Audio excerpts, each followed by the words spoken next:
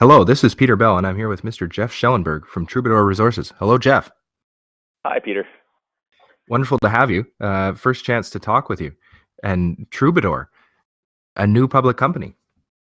Yeah, that's correct. Yeah, it's just listed in June of this year with their listing property, which is the Amarillo property just west of the town Peachland. And it's our primary target is a large copper porphyry target that we've managed to outline here. Great way to start.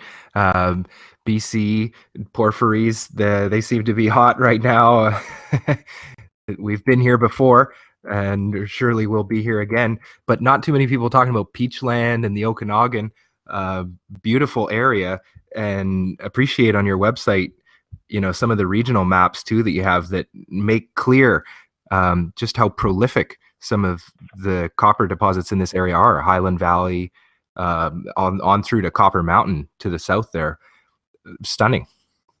Yeah, exactly. So we're kind of situated in between them, and the nearest mine to our property is actually it's the past producing Brenda mines, and it's only 10 kilometers to the north. So, like you say, we have very good neighbors, and like you say, the potential's there to make a good sized discovery here. We're in the Is right. We there have the right postal code, anyways. any lessons learned from Brenda or others about the geology and things like that specific to the project you have? Like you say, Brenda might be a slightly different deposit type than what we're looking at. Brenda was predominantly a copper moly deposit. What we're looking at is a copper gold, most likely. Like you say, once we can actually get to the drilling stage, we might change our model with what we see. But right now, we're targeting copper gold with what we're seeing in the initial results. Yep. And like you say, Brenda was predominantly a copper moly. It did produce a little bit of gold and silver, but like you say, it's similar geology, but it's going to be hopefully a copper gold discovery on the Amarillo. Well, and the local conditions can change, these deposits in greatly within small distances, right? The Mother Nature throws all kinds of curveballs. But the soil anomalies that you guys have here, it is copper moly. Yes, there is moly showing in the soils for sure. But like you say, with what we're seeing just in some of the rock samples, there is gold present. Oh, really? So like you say, our primary target is going to be copper gold. And like you say, with the trench, there is no mention in the historical results of any moly. And they were, just like you say, it was 125 meters of 0.87% copper that was done in 1966. Like you say, those are historical results. We haven't been able to verify them, so the listeners need to be cautious of that, of course, with the different regulations and rules. But like you say, that's what led us to this property was that historical trench, and we've managed to outline extensive anomalies over top of that area. And we're Wow. excited to get to the drilling stage here and try and prove this up. And this trench, what's the story there? Uh, Story with the trench is that reason why it was never followed up on is it was misplotted to the north on Minfile. So there was extensive work done to the north trying to locate this trench and follow up on it, but it was never actually found. So a person in our group here was during some of the slower times in the industry, he was going through just doing some property generation research and came across the old reports and georeferenced it back and realized that it was misplotted based on the minfile location, which in BC a lot of the minfiles are misplaced and misplotted. So like you say, the georeferencing, the practice of georeferencing is very critical in trying to determine where these things are. And yeah, we were able to georeference it back, and like I say, all the evidence is there to point it to onto the Amarillo property. So it's that's an wild. exciting story. And like you say, this property's never been drilled extensively. And like you say, the property to the north, which is still held by a private individual, that's where an 8,000 meter drill program was undertaken in the 80s. And they didn't have great success on that. They came up with a little bit of gold, but other than that, the trench was never discovered up there or any Wow. copper mineralization. So Well, and with you guys already finding some gold in outcrop and grab samples there above 1 gram. Yes, this is maybe you've had more joy already than the people who drilled next door. Yeah, exactly. And like you say, with these deposit types, you do get some precious metal veins on the periphery of a porphyry system potentially. So like you said, that's kind of our third target is the precious metal veins that are present on the property that we have been able to sample and we have discovered. And you say our secondary target actually is the skarn target as well, because we do have a large tungsten anomaly to the north on the property that we're still trying to trace, and we're still defining it. Actually, it keeps on growing with more. The more soil samples we take, the larger it grows. And as you can see on the figures in our current presentation, it definitely looks like it's bleeding up from the top of the slope there to the north and coming downhill.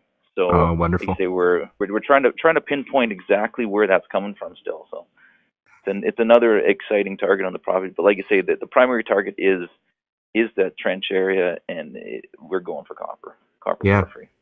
And work year round. I guess that's one of the beneficial things of the setting that you have here. Yeah, absolutely.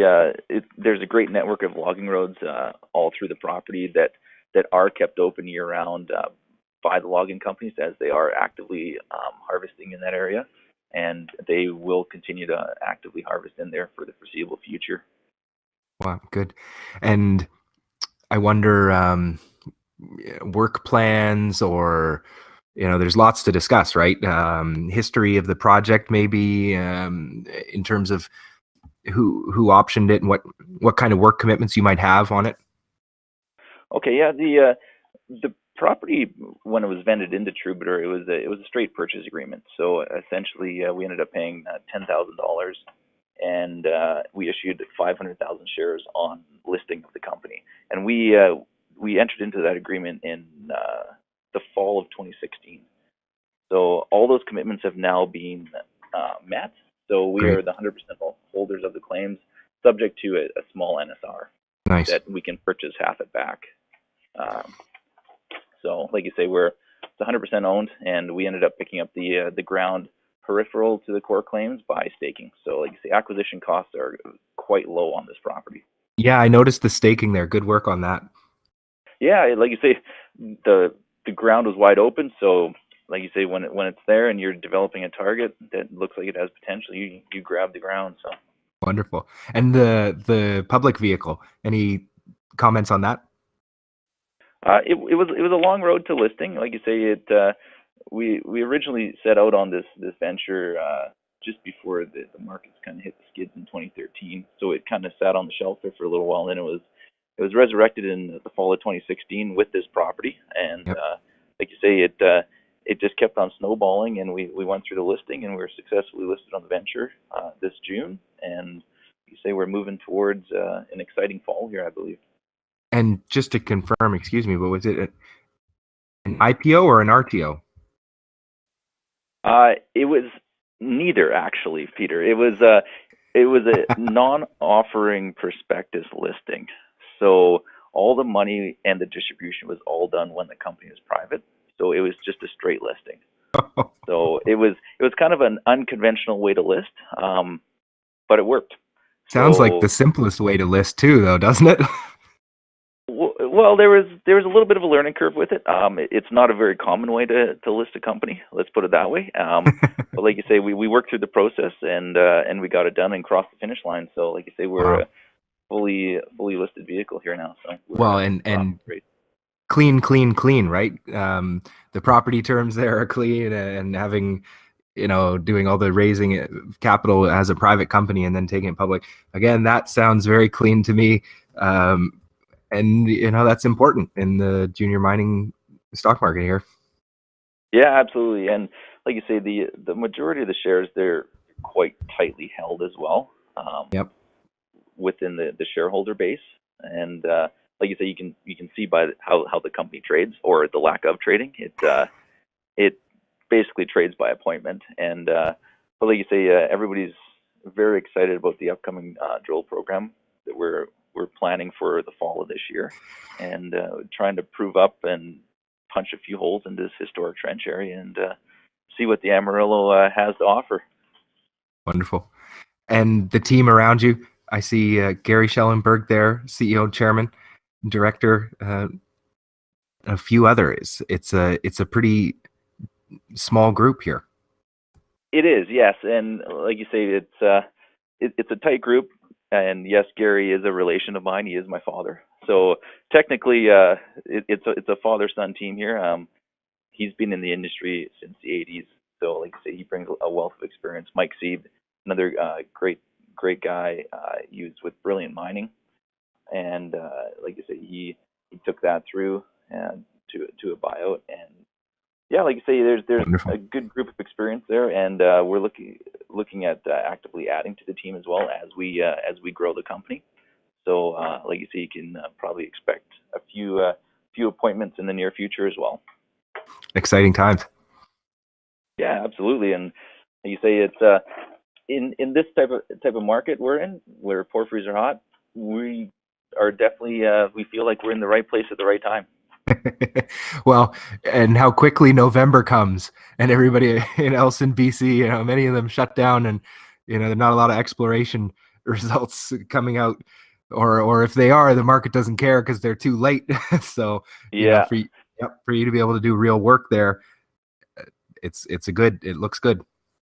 yeah, absolutely. And like you say, that was the attractive part of it as well, to the property, is the access and the workability of it. We're not tied into that late May through early October schedule. We can go pull a rig in there in November and pull off a drill program. So, like you say, it's a very good situation. Well, thanks for taking the time to speak with me today, Geoff. No problem. Thank you for having me, Peter. Pleasure. Till next time. Thank you.